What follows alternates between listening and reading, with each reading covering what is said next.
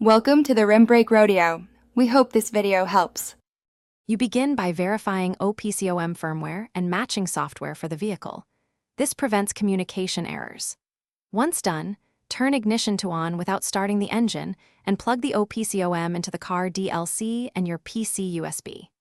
You install or verify drivers, then open the OPCOM application and select the correct COM port and baud rate so the tool can talk to the ECU. This step establishes the physical and software link needed to read modules and live data. You run an automatic full system scan to collect DTCs and freeze frame information, because these give the where and when of faults.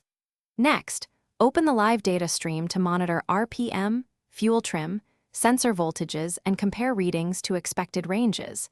This helps isolate intermittent problems.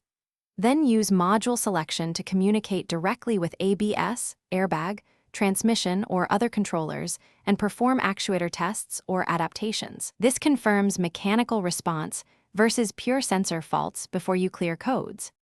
You clear codes only after you've fixed the root cause, then immediately verify by retesting the affected system so faults don't return.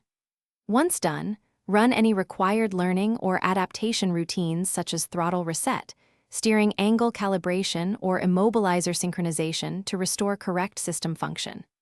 If problems persist, capture diagnostic logs, repeat targeted tests, and systematically check power, ground, and CAN bus continuity because communication faults often mimic sensor failures.